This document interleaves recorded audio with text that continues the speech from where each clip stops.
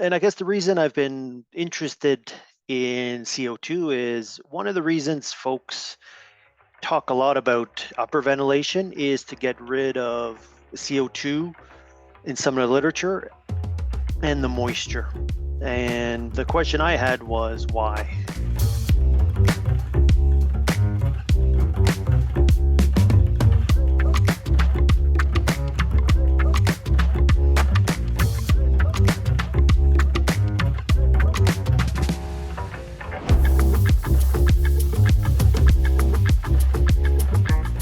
So I think I've introduced myself enough. So just so folks know, I'm up in the Yukon. I've been keeping bees. I actually started keeping bees north of Thunder Bay, where the previous speaker said she was from. So about, I don't know, 300 kilometers further north. So yeah, it's nice to know that she's from there. So I won't talk about pollen, but I do have a love-hate relationship with pollen. But let's talk about CO2. So as most of you know, or some of you may know, I've been collecting data for the last, I'd say 10 years, temperature data, humidity data, and on my colonies just to see how they would overwinter. I've done pollen studies, nectar studies, honey studies, and connecting everything together. So, and building different models to see what goes on in a wintering hive. I guess my wintering method is what they call a condensing hive. I just called it an insulated hive with no top ventilation.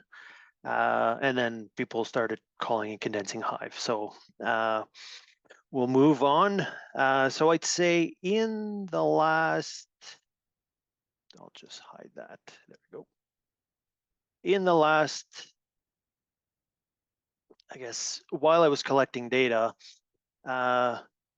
one piece of data I didn't have was CO2. So I had plenty of temperature data, humidity data, up to like 35 sensors in one colony, and then I had it all mapped out and heat mapped every hour for probably a good 6 months of data worth, along with a weather station. So I was able to really understand what was going on. And I guess last winter, I decided to purchase CO2 to start testing that out. It was a trial sensor. It's not the ideal one, but it did give me 5-minute data for 7 months of the year. So it did actually provide me with some interesting insight. So I will cover my winter setup, but basically I use a lot of top insulation. So most of the wintering kits and approaches for me, I find there isn't enough top ventilation, or sorry, top insulation. So I go with a deep box now, and I just put 4 sheets of styrofoam in there. And typically I'll have a cutout in the middle on the bottom one, and that's where I'll do my late winter pollen patties to basically trigger brood rearing, so I can get a couple of cycles of extra bees because of my short season. So let's keep going. So yeah, so I'm up here, Thunder Bay's over here. And then where I used to live was up here where I started beekeeping. And then you guys are down in Michigan. So 40,000 people up here. There's actually more moose than people, but yep, it's a fun place to keep bees.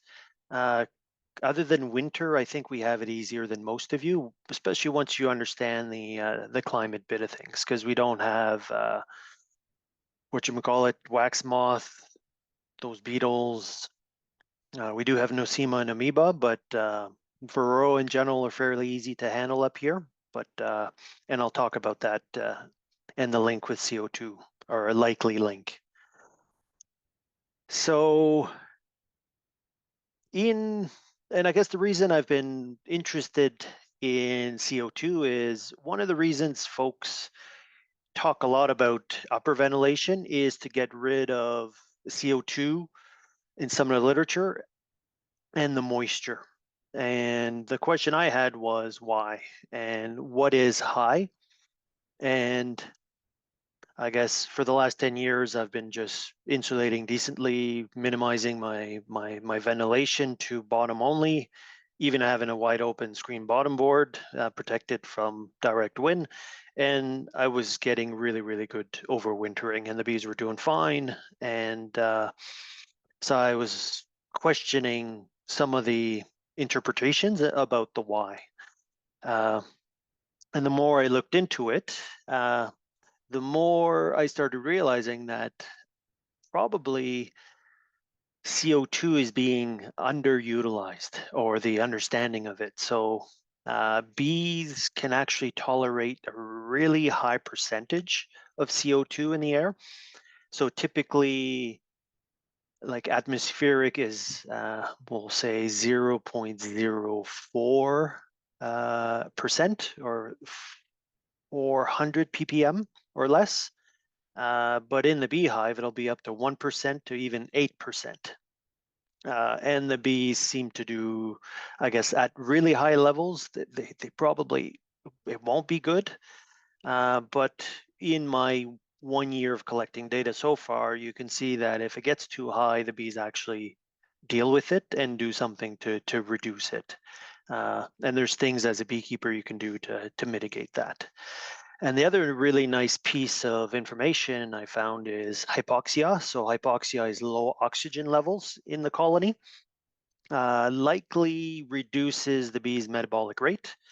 And in a very well insulated colony, that's not a problem, because they can keep the inside of that box a decent temperature, even at -40, just using their resting metabolism. So, and what it does is it allows me to overwinter 5-frame nook up here, and over 7 to 8 months, it'll only consume about 10 pounds of honey.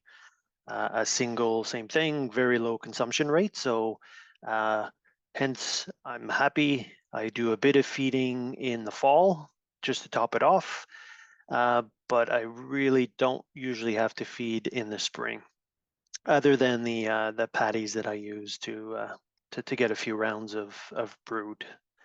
And the other interesting bit is there's a couple of studies recently that have come out that show that there is a link between higher CO2 levels and increased Varroa mortality, which probably indicates why I don't really have a Varroa problem. And with 1 or 2 OAV treatments in spring, pretty much handles the mites for the season. So it will be a problem if I do nothing, but overall, very, very minor problem. So just a bit of what a bee nest looks like. I'm sure you've seen these before. So in the winter, so this is like a tree. Technically, this is the cluster, it's the heat source.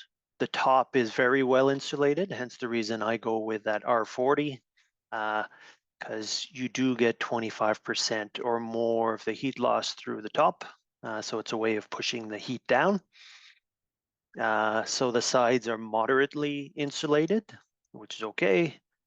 So then you got all this honey, these honey frames, and this is thermal mass. This is what stores the heat rising up. It'll keep some of this heat from just flowing out. Ventilation is typically in the bottom, single lower entrance, so the air along the sides do cool down, it drops. The volume of this cavity is approximately what a single deep is, hence the reason I love overwintering in single deeps. And then typically you'll have a dew point level.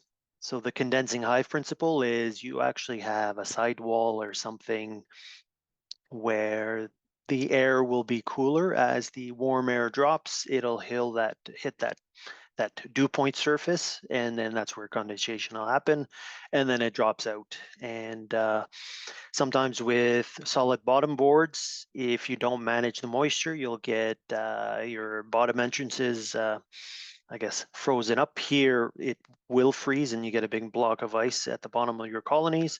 Hence the reason I started using screen bottom boards in a protected space where the excess condensation just flows out, and it deals with that problem. and it's all good. I think in the last year, I think I overwintered 4. The 4 of them made it through. The year before, I was still dealing with the nosema and amoeba on 1 or 2 colonies. I think I resolved that issue now.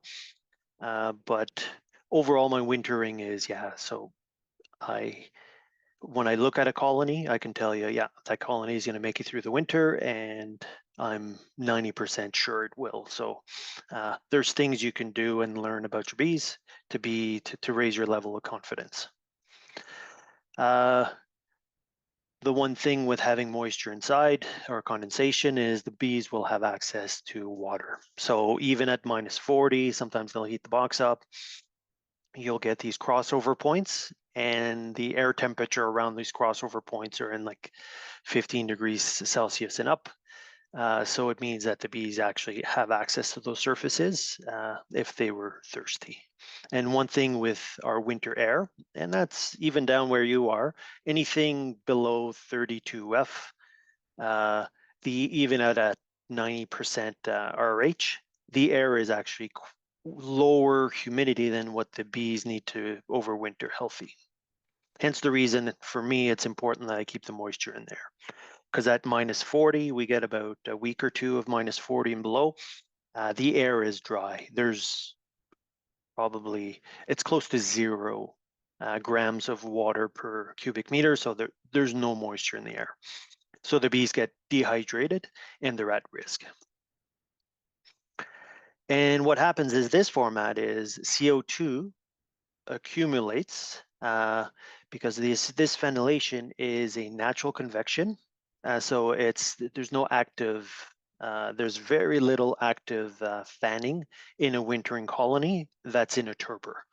So they seem to be able to keep the temperature and a steady state in there. But if this was a thin-walled, low insulation on top, fluctuating outside temperatures, then the bees are constantly adjusting the cluster size and having to ventilate and manage the inside of that environment. So my goal is keep it steady, stable, so the bees can just be at rest and be calm. So, and under the right conditions, bees can manage their water situation in there and the CO2.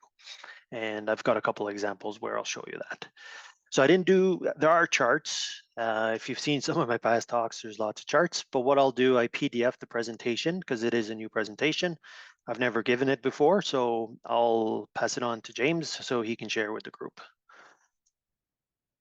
Okay, so just a bit of bee biology. So bees are actually designed to sense CO2, moisture, and temperature.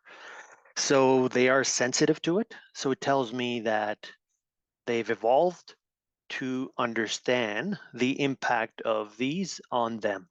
Okay, so, and there are some studies, especially in more in the summer, that bees will fan to manage CO2. But the only time they'll fan here, as I'll show you the example, is when there was an extreme warm-up event where the temperatures outside rapidly increased, and then it caused my bees to probably suffocate in the sense that they survived. There's a few hundred bees that died, but they were able to adjust and refresh the air inside the colony. It was only 1 of 4. The other ones had bigger entrances, and they were better able to manage the situation. So it had 0 impact on those. So this I'll go fast. So it's just the formula for honey consumption, and one of the byproducts is poop.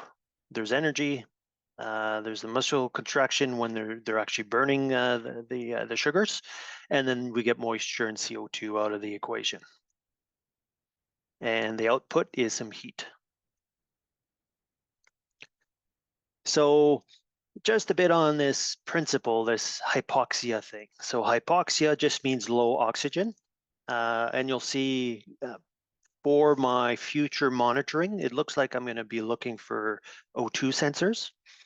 because they're cheaper and easier to actually put in a colony and put a data logger on it. So I'm going to be doing that because this is actually one of the measures I want to measure is the oxygen level below what the natural levels are. But anyways, let's see, hypoxia. And in basically at low oxygen, the bees calm down and it will reduce their metabolic rate. So there have been studies around that. They seem to be able to control the levels at a fairly steady level. And there's, especially if the shell or the hive is decently insulated, you won't get those big temperature fluxes. Because if you understand that a temperature difference affects natural convection, but also will affect the metabolic rate, so how much energy the bees need to stay warm.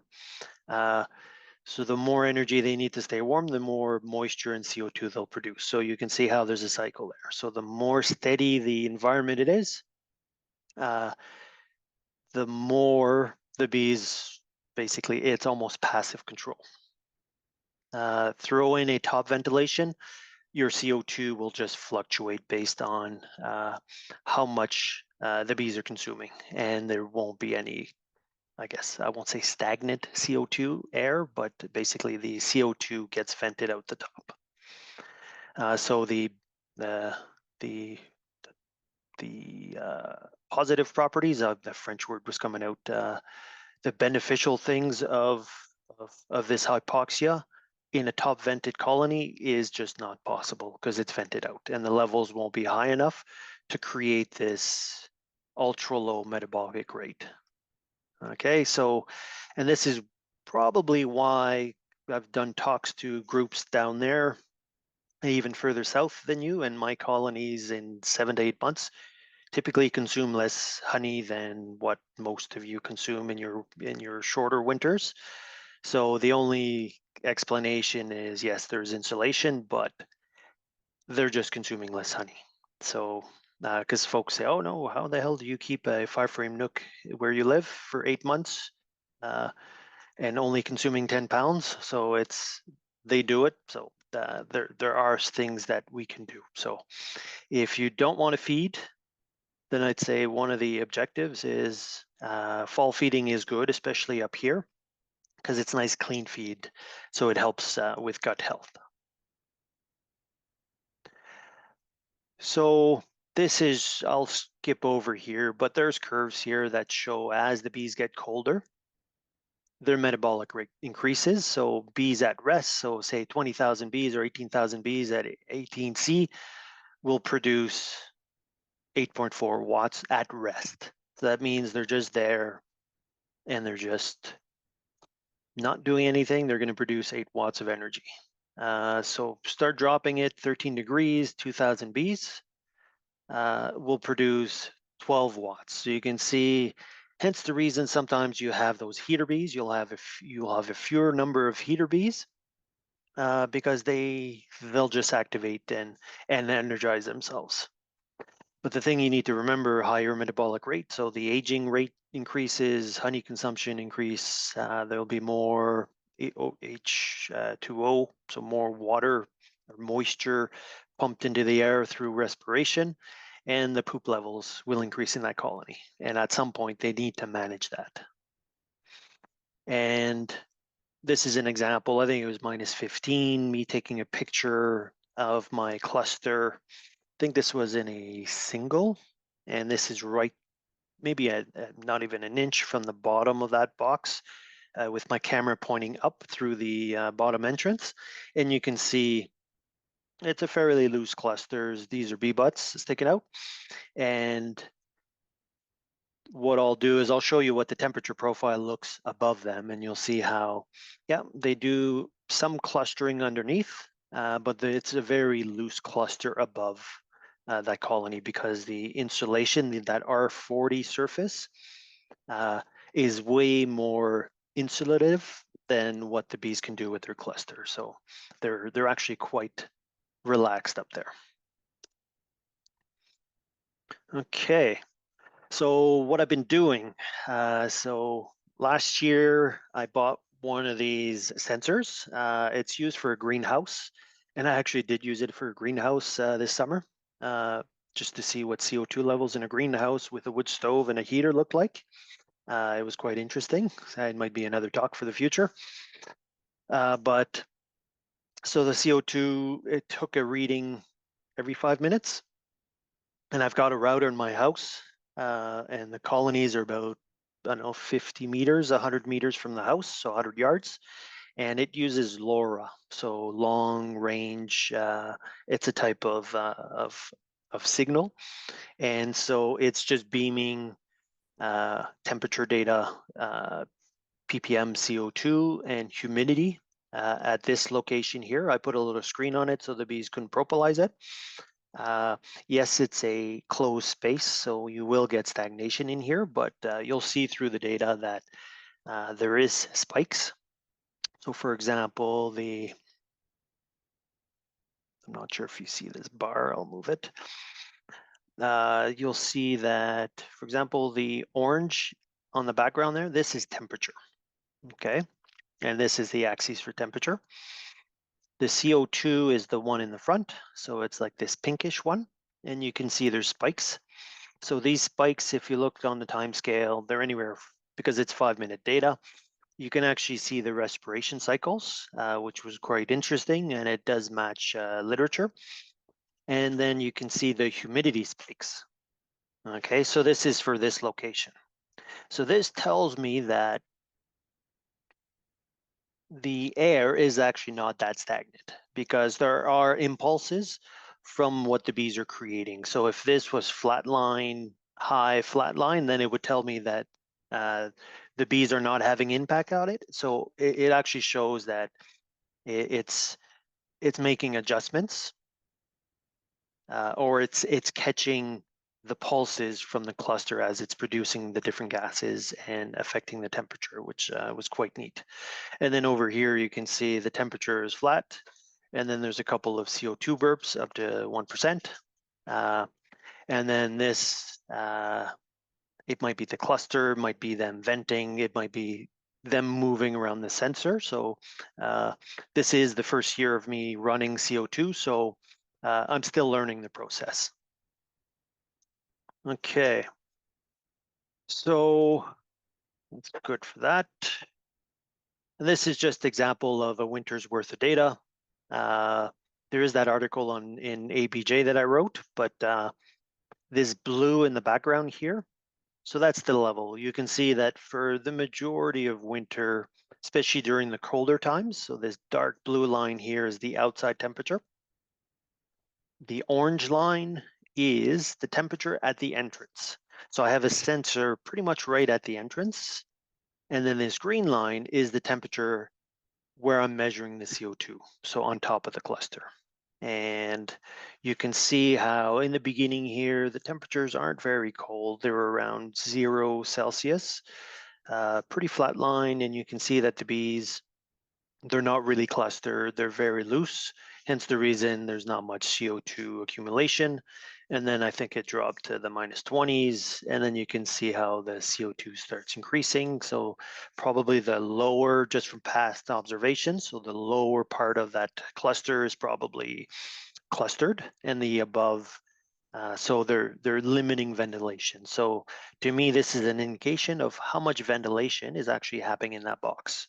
And you can see as it gets colder, the bees are probably able to manage ventilation a certain way. And I'll show you another chart of where that happens.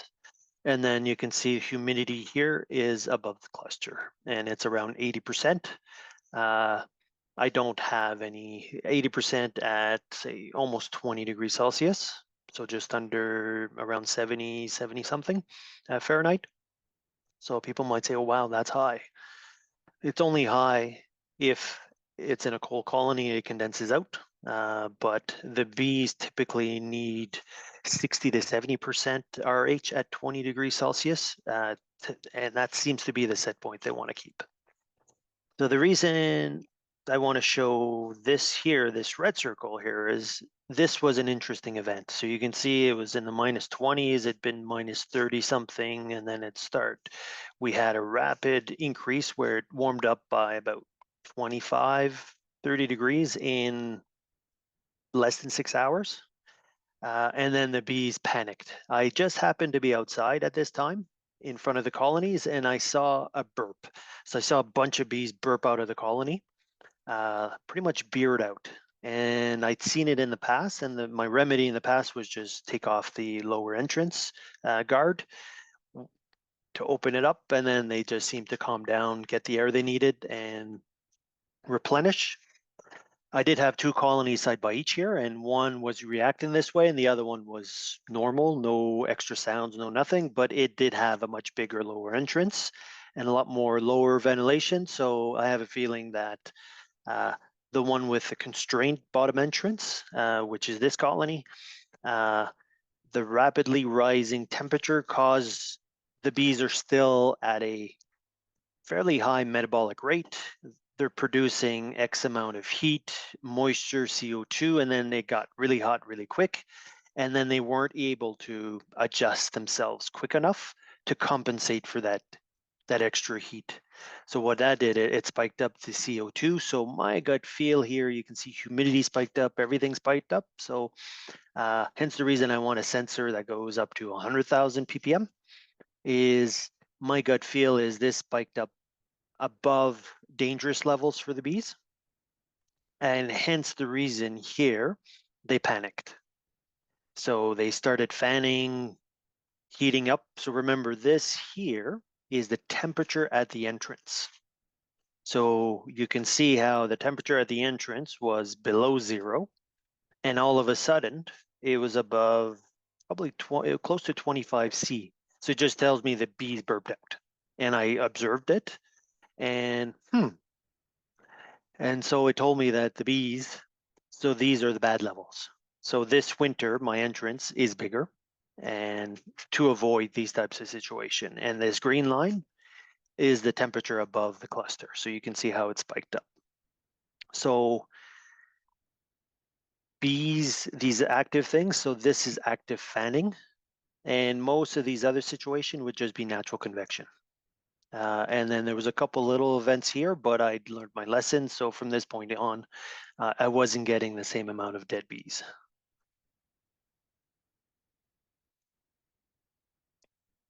So I pretty much talked about this. At ground level, typically our ppm CO2 is around 200 to 300, especially in the Yukon. Lots of fresh air. But in the colony, it's at least 30 to 50 times higher. And like I said, I get really good overwintering and decent honey yields. So it tells me that CO2 is not a problem.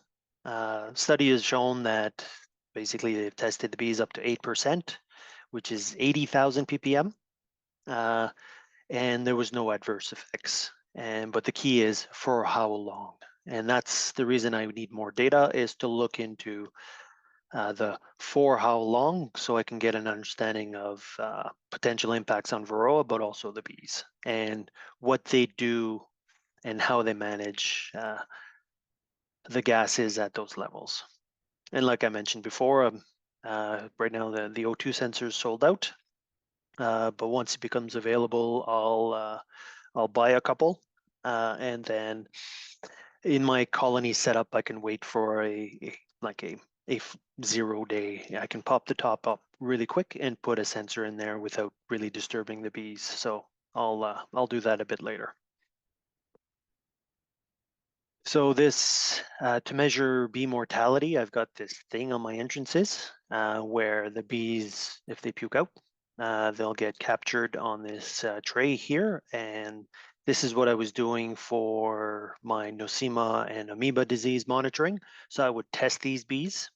I did test these bees this year, and none of these had nosema or amoeba. So I knew that it wasn't because of that.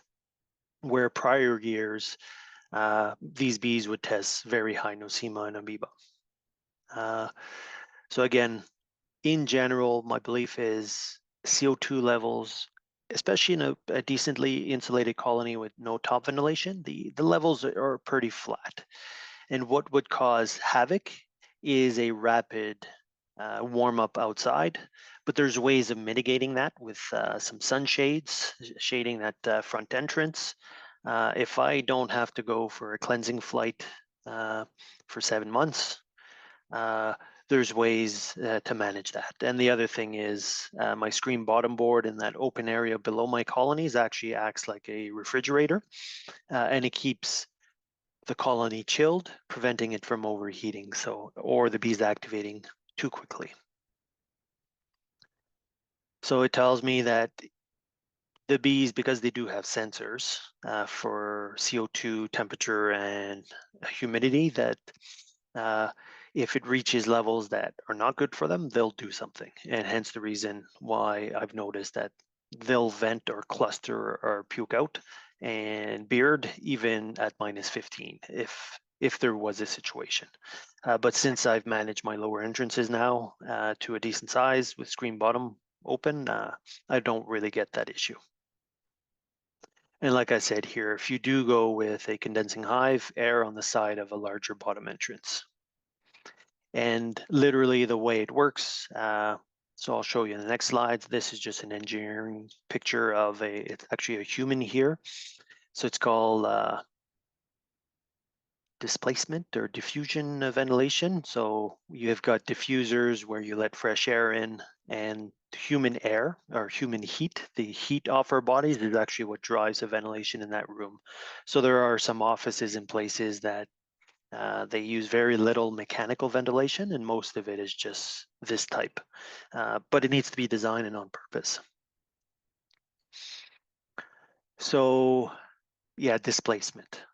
Okay, so for example, a condensing hive is displacement bottom only entrance, and what really drives the air movement is temperature difference. Energy use is low because it's the bees just using its nature, creating natural convective currents, and the air flows out of the bottom entrance. I'll explain what this chart is in a minute. Displacement with a top entrance. So this would be a colony that's well insulated with some top ventilation. Here again, you'll have a temperature difference, but you'll get a lot more stack effect. The stack effect is like that chimney effect, where once you get that suction, the heat flowing up, the buoyancy effect, it starts driving ventilation. In here, energy use, I'd say, is medium. And remember, energy use is CO2 generation, moisture generation, and honey consumption. And then mixing dilution. So what happened in that rapidly heating situation in my colony, where probably the gases got too high, is the bees had to fan. So it's high energy use, and the bees in a cluster can't fan, so they have to break cluster to do that. Which, if it's too cold, it might be dangerous. So at the end, I'll give you some caveats, that things to watch out for. So I've got, like I said, many millions of data points. So these are two different colonies from, I think it was 2 separate years, and you can see the profile is very similar. This is where I'm measuring ambient temperature in the bottom. And because I have multiple sensors in these boxes, I took the minimum temperature minus the ambient temperature, so the temperature difference. So the temperature difference, the driver of natural convection. And you can see the slope here. So as it gets colder, you get more natural convection, which is good because it offsets probably the increased gases. So there's a natural balance here. And you can see even at 0, at 32F, the insulated bottom entrance only ventilation, natural convection is still higher than a wooden colony. So this data was from, I think it was just near south of DC. In the US, it was a wooden colony. I think it had top ventilation, a similar setup on the sensors, and this is what it looked like. So you can see that there's not much ventilation or natural convection in a uninsulated colony. So the bees have to do all the work if they need to change the air. The other thing to notice is these dotted lines. So my colonies really don't start clustering until about -15 outside temperature. They will form a light cluster in the bottom of the box just to manage the cold air so it doesn't flow up. But in general, they don't really cluster until -15. A wooden colony, basically, once the bees start hitting not minus, 15 Celsius to 10 Celsius, then the bees will start clustering. And it's just the nature of the beast. So this is just an example of, again, the bee butts and the lower clustering. So this was the middle seam here, me taking a picture upwards into the cluster. So in here I had 9 sensors, so each corner, the center, the edges, and then I just created a heat map out of it. And you can see this between the side wall and frame 9. You can see there's an open channel here. There's no bees, it's just open, and it matches here. And typically the cluster wall is around 13 to 14 Celsius. So it gave me an idea of, this is probably how ventilation they keep in, especially when it's not top vented, is how do you get hot air to go down through a cluster. And throughout the winter, the bees seem to keep open seams like that. So they'll cluster or semi-cluster loosely to one side or the other.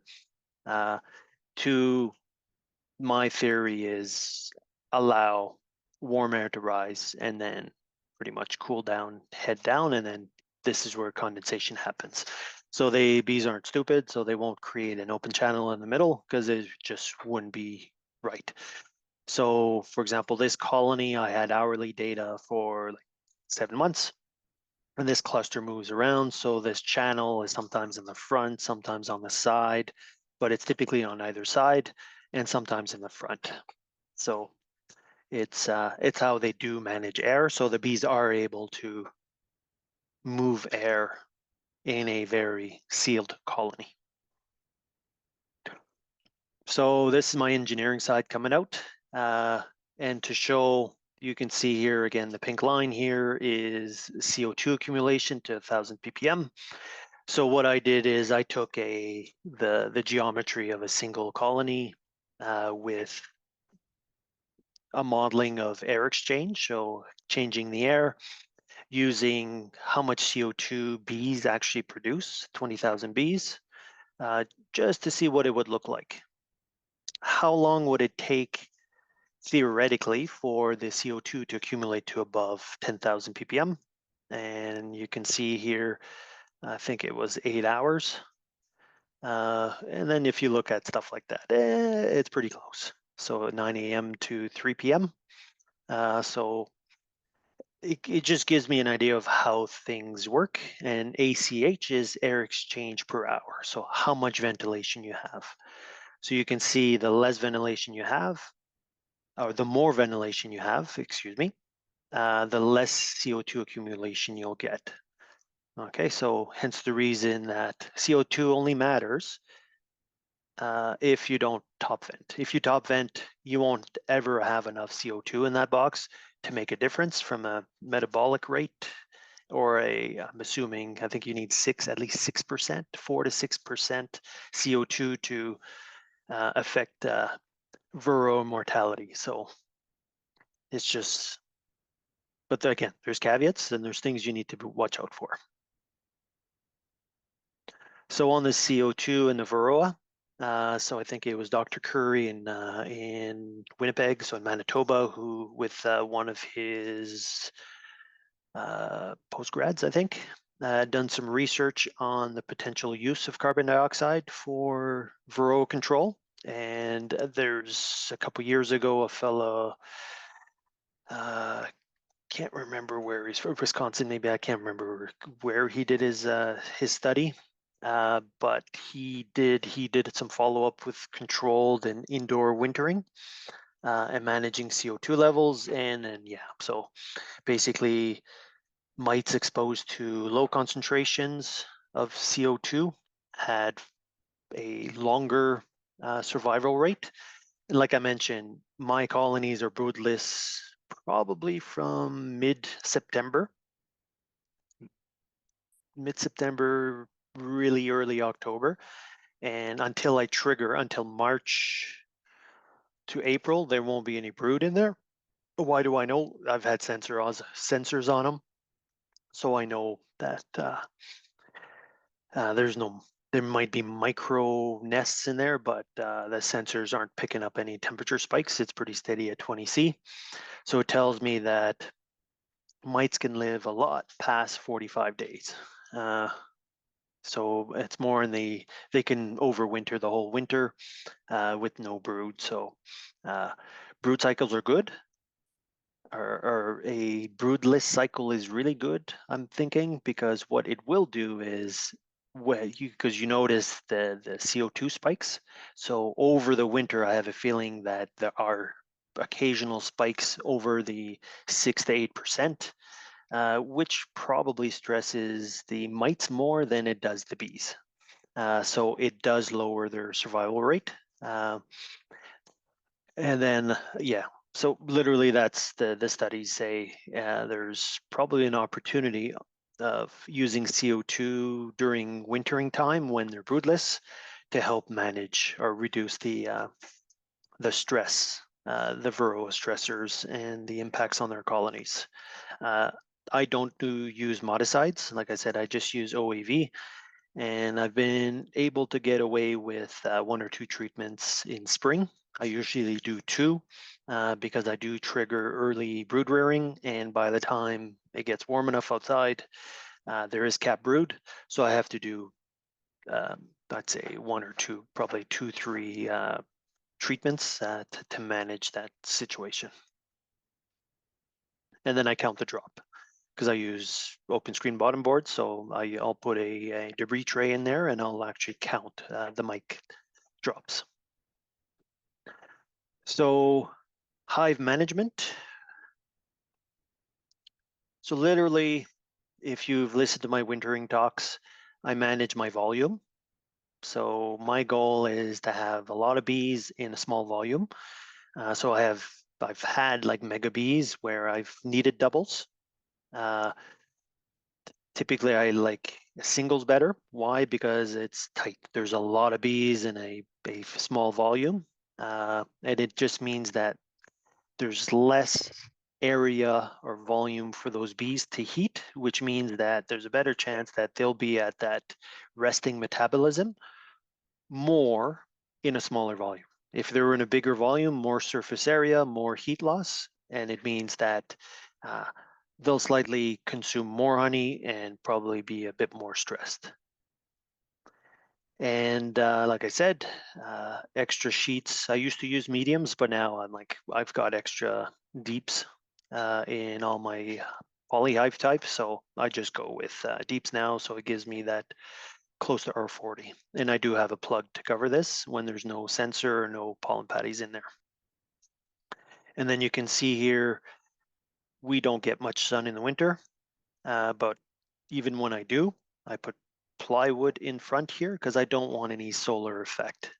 Because solar effect triggers the bees, it makes them active. I want to keep them in a torpor, and I don't want them to, just want to keep them calm. So they don't have to manage the gases and the moisture any more than they have to. And I've proven now over the last 10 years that they can go 7 months without a cleansing flight. And none of my colonies I've overwintered, if I count all the colonies now, probably 75 colonies over the last 10 winters. And not one has ever starved. So I'm not worried about starvation. So there's still more research required. And this is because we know CO2, humidity are a function, they're related. So basically it's the chemical formula reaction. So when humidity is generated, the same amount of CO2 is generated. So the bees have evolved with that relationship. So this picture here, this little chart, So the blue line is, we call it absolute humidity. So it's a way of measuring the quantity of water in the air. So RH is temperature dependent, but absolute humidity, it is that number. Okay, so you can see that what I plotted is the outside temperature versus the inside humidity, absolute humidity. And you can see the red line here is pretty steady at 12. Okay, so this colony is broodless. When there is brood, this line goes up to, I think, 25 to 30 grams per cubic meter of moisture. These lines down here, this is the outside air. This is how much moisture is in the outside air. So you can see it's close to zero at minus 40. There's no moisture, but the bees need this. So they need to make this much moisture themselves. And they do that via respiration, via consuming honey. But if we vent it, it means that they have to work harder to get moisture to stay healthy. Because again, to not dehydrate, their body does need moisture to stay, to not dehydrate it. What else? To consume honey. So there's a lot of things where they do need water, and you can see how there is a relationship.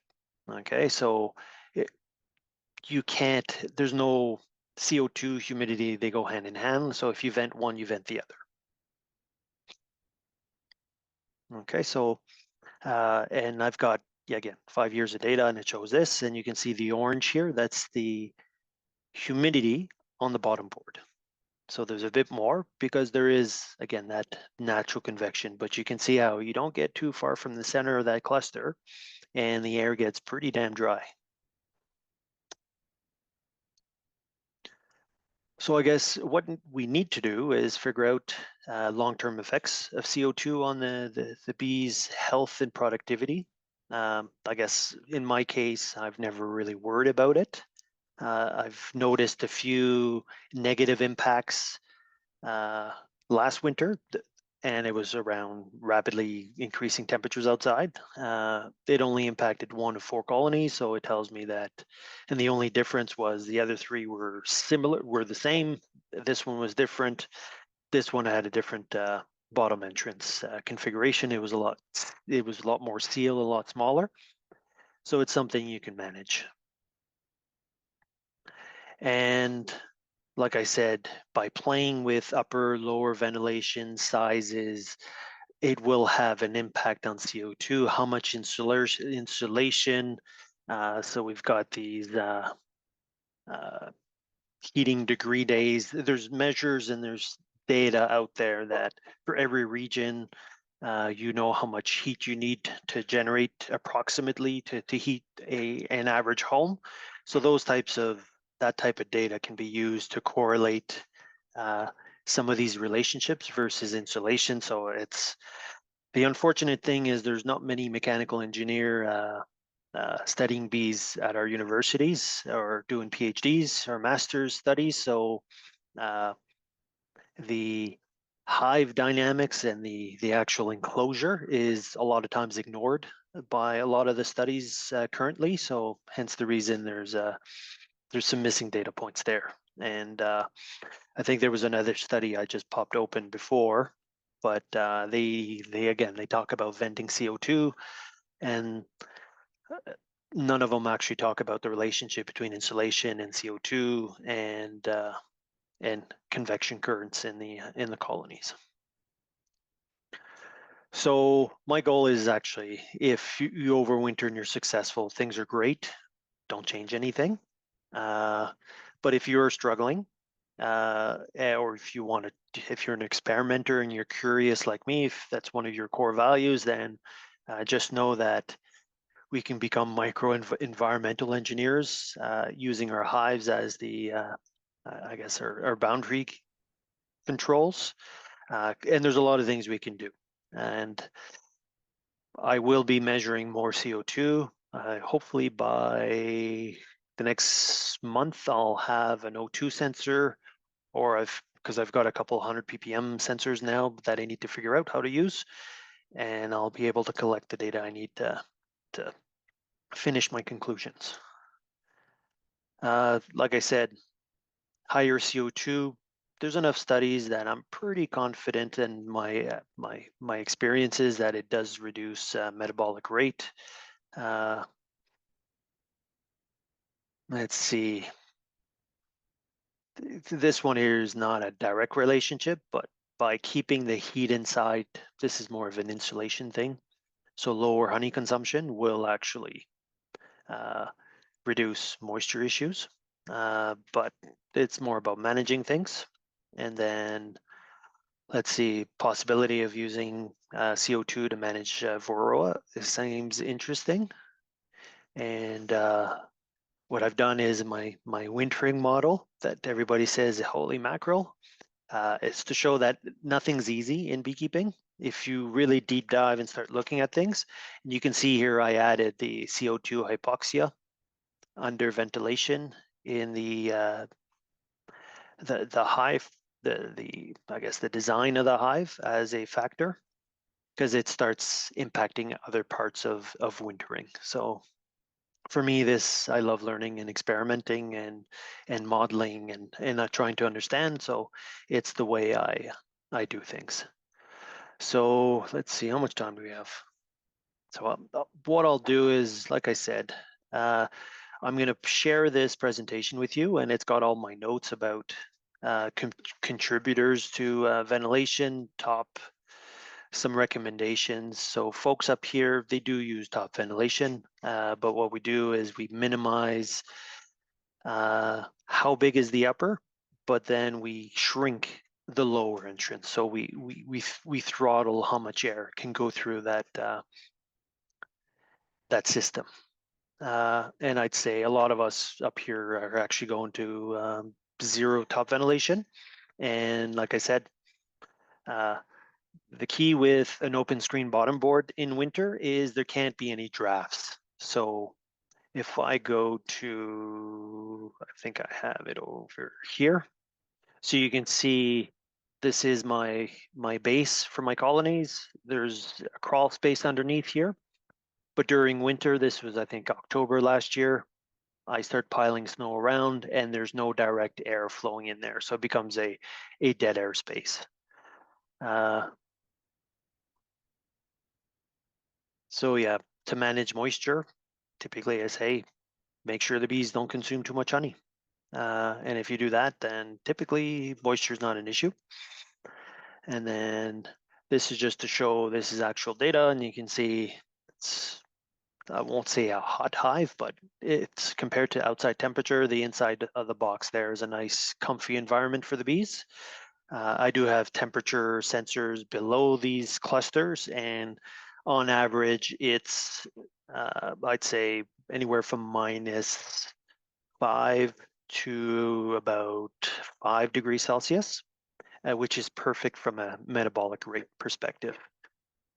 And if I can't winter anything pointing south, hence everything's, pointing north. Hence everything here points south. Even east-west doesn't really work because the air is just too cold. So everything's pointing south. You can see the tape is to minimize airflow, heat loss, leakage inside these boxes, and the 5-frame nook in the middle, lots of top insulation. And then I wrap it with some bubble foil, and then just an enclosure to help keep the air dead in there and protect against the north wind. Plywood, and then come March, once we start getting warmer daytime temperatures and the sun's a bit higher, then I drop these pieces of plywood, and then the bees can start cleansing if they get a chance. And lots of different ways of reducing the volumes of your boxes, either through follow boards, pine boards. There's a bunch of things. So I'd say there's no the relationship between how much honey your bees need for winter is basically how many bees versus the volume versus your insulation versus your top ventilation. And so it's heat loss. And there's just if you do lose bees to starvation, either you didn't feed enough in the fall, or you've got too much heat loss, and the bees are in too big of a volume. Because the reason a lot of you need a double, even with a medium on top, so much honey, is there's so much heat loss and they consume so much honey, and so hence the reason they need such a big volume of honey over, I'd say your winter is what, maybe 4 or 5 months long. So it's the challenge you face. And the other challenge for folks further south is the fluctuating temperature. So you get a lot of temperature where the bees actually get activated almost every month. And so now you're dealing with situations that I don't have to deal with. I rather just sit being cold. So the bees just stay calm and cool and in that ultra low metabolic rate. Because you can see as the temperature warms up, the bees activate and it messes up their balance. So for me, the reason I like this setup and the reason I leave them like this as long as I can is it keeps them in that torpor. It keeps them calm. Because once things start heating up in the front, then the bees start activating, and then the honey consumption will go up a lot less than in a one colony, but it does go up. And I'd say that's all I had. Etienne, thank you so much. Holy mackerel. Exactly. Yeah, no, it was really good information. You covered quite a bit. Matt had actually sent the article over, and I was like, we got to get him to talk about that because it was really good information. I always struggle with how much of an impact, we're going to obviously, I have more of a mite pressure issue with the brooding period here. And, I do use a closed setup, no ventilation in the top, full open bottom, solid bottom boards, lean forward, let the moisture out. But there is going to be more CO2, I think, in there. I don't know how much of an impact that's going to have on the Varroa that do make it through there, especially on the colonies that have not received treatments, or maybe are resistant colonies that I'm monitoring or breeding from. And I always, question how much of it was the CO2 and how much of it was the bees. So I think that's going to probably invoke a little bit of spring monitoring for me, and tracking how many of those resistant colonies have in the spring. There's a lot of the questions that came through you pretty much answered with your presentation. I'm just kind of roll through some of these, see if there's any left that didn't get. One good question I think bears answering, when you have a screen bottom board and the bottom is open, is there a trapped airspace below? It is trapped. So it's even that colony that puked out bees had a dead airspace underneath of it. And you can see even that wasn't enough to give them the air they needed. So, and that's the challenge is if you get lots of warm-ups, it's really stressful on the bees. So there's not much we can do, but I did notice, like, again, if you're sealed up, I don't worry too much about the size of the bottom entrance. Sometimes I have it wide open and I just put a screen there so the mice can't get in there, or the shrews. And just the dynamics of how air flows, and that piece of plywood prevents any direct wind from blowing in there. So very little risk, because it's a pocket of air, warm air above, and it creates a natural bubble, I guess, air bubble. Does that, I'd say it's good and bad. It does give them backup air, but at some point, under some extreme situations, it's still not enough. Hence the reason you need a larger bottom entrance. Can't think the name of it. It's a piece of equipment. It's like a slatted rack that people use to create that pocket of cool air at the bottom of the colony. Yeah, slatted rack. Yeah, slatted rack. But there's another board. I can't think of the name of it. Maybe I'm mixing it up. But the slatted rack is designed to create that same effect, which would help out in that situation. So, and I guess I did test out slatted racks. It was really, really good. But then I learned that I need to take them out late or early spring because it was creating a chilling effect and the bees wouldn't cleanse because the temperature below the cluster would never get warm enough for them to actually warm up that zone for them to fly out because the ground's frozen like 10 feet. So it takes a while for the soil to warm up. So basically now I don't use slatted racks anymore. And I later in the, like once I start doing pollen patties, I do insert, I plug up the screen bottom board because at that point, the dynamics are changing. It's 35C now, 95F, and the bees need a completely different environment when there's brood in there.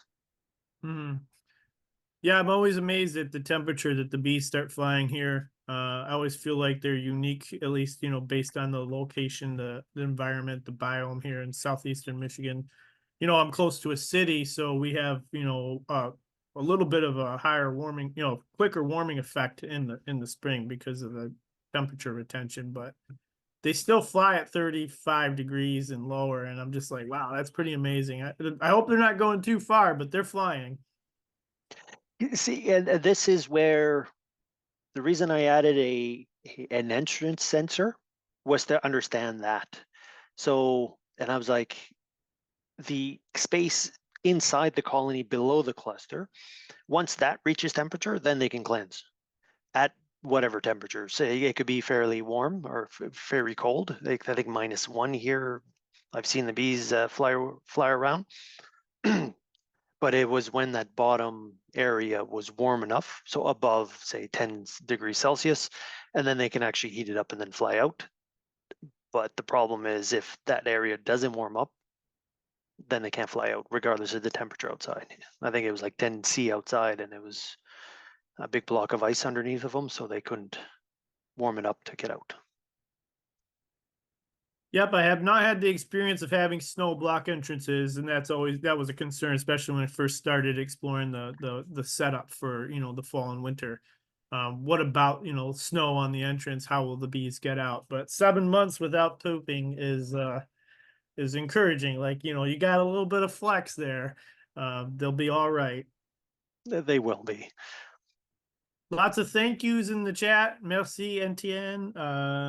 Great presentation, great information. Thank you for sharing. People are excited about the future, and we're all grateful that you take the time to explore these things and answer some of these questions for us that don't have the time, right? Exactly. I wish I had more time, but it's fun. It's part of my my values. My core values is to find stuff and share it. Yeah. Well, I'm grateful for it, and I'm grateful for you, and thank you for coming tonight, and especially on short notice. Appreciate that too. No worries. I appreciate it. So Yeah, take hopefully care. we'll see each other again soon. Sounds good. Have a good night, everyone. I'll be reaching out to you at the end.